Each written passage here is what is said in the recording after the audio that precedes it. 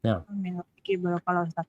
Izin bertanya Ustaz, nah, bagaimana tanda-tanda bahwa sholat kita itu diterima oleh Allah Ustaz? Seperti yang Ustaz sampaikan di kajian kemarin malam, bahwa ada yang sholat sudah 60 tahun, itu sia-sia Ustaz. Bagaimana Ustaz subhanallah. untuk bisa kita tuh paham bahwa oh sholat kita sudah diterima oleh Allah. Begitu Ustaz, Nah, jazakallahu khairan.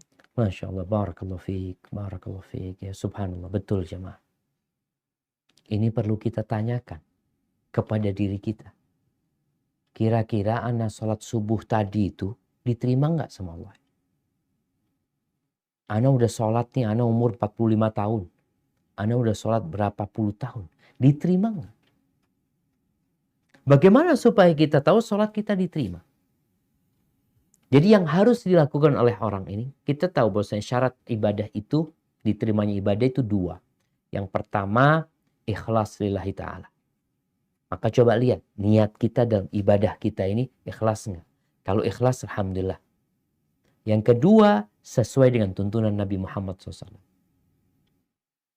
Maka tadi, apakah syarat-syaratnya terpenuhi? Rukun-rukunnya terpenuhi? Wajib-wajibnya kita laksanakan? Atau kita asal-asalan sholat? Kalau kita sudah melaksanakan sholat sesuai dengan aturan, di mana aturannya harus berdiri, ketika mampu berdiri, kita melaksanakan semua itu, kita membaca Al-Fatihah, kita ruku, kita sujud, maka insya Allah secara kewajiban sudah kita laksanakan. Tinggal yang namanya kekhusyuan.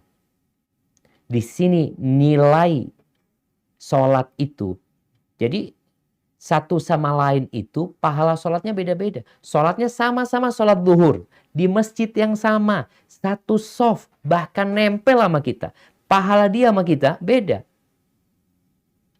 Secara gerakan semuanya sesuai dengan sunnah. Sama-sama belajar sunnah.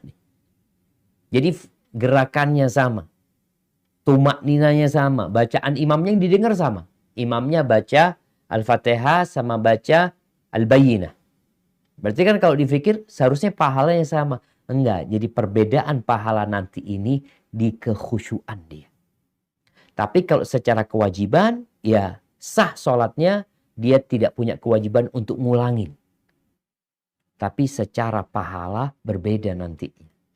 Jadi mungkin seperti itu. Jadi kalau kita kepingin tahu sholat kita diterima atau tidak, ada standar yang sudah dibuat oleh Nabi kita Muhammad SAW. Yang pertama adalah berkaitan dengan keikhlasan. Yang kedua berkaitan dengan rukun Islam. Yang kedua adalah mengikuti aturan Nabi Muhammad SAW.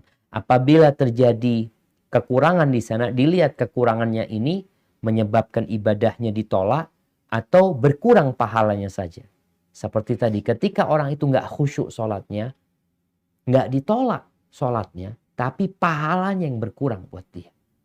Namun ketika dia syarat dan rukunnya tidak terpenuhi, nggak tumakniyah dia sholatnya, maka otomatis akan tertolak. Karena Nabi SAW mengatakan, Man amila amalan laysa alaihi amruna fahuwa raddun. Barang siapa yang beramal satu amalan yang tidak ada tuntunannya dari kami, maka tertolak. Hada wallahu alam.